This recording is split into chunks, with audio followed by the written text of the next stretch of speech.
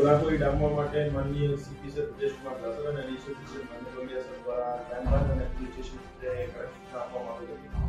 શહેરમાં સંગઠિત ગુના આચરતી ટોળકીઓને ક્રાઇમ બ્રાન્ચ દ્વારા આઈડેન્ટિફાઈ કરવામાં આવેલ છે। એમાં એક ટોળકી બાટલી ગેંગ કરીને છે, જેમાં 14 જેવા સાગરીતો શામેલ છે અને આ રૂપડિયાપરા રેલનગર વિસ્તારમાં એક્ટિવ છે।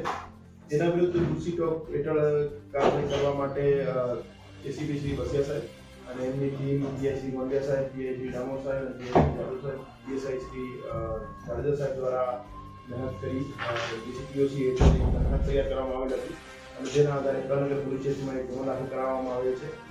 આ ટોળકીમાં કુલ 14 સભ્યો શામેલ છે, જેનો લીડર તરીકે સામન ઉર્ફે લાલી છે, તે હાલ જેલ હવાલે છે। આ સિવાય 9 આરોપી, જેમાં સમીર ઇસ્માઇલ શેખ, ઈશુભા રિઝવાન દલ, મીર ખાન દલ, असलम शेख इत्यादि हमारा कस्टडीમાં છે અને એક બીજો આરોપી જેલ હવાલે છે। આમ 11 સભ્યો જે છે અમારા કબજામાં છે અને 3 આરોપીઓને ફરાર છે એને પકડવા માટે તજવીજ ચાલુ છે। આ આરોપીઓ વિરુદ્ધ ખૂનની કોશિશ, લૂંટ, ગેરકાયદેસર મંડળી, પોલીસ ઉપર હુમલો, એનડીપીએસનું વેચાણ જેવા 57 કરતાં વધારે ગુના છેલ્લા 10 વર્ષમાં દાખલ થયેલા છે અને એને ધ્યાને લઈને એના વિરુદ્ધ જીસીપીઓસી હેઠળ એક કાર્યવાહી કરવામાં આવે છે।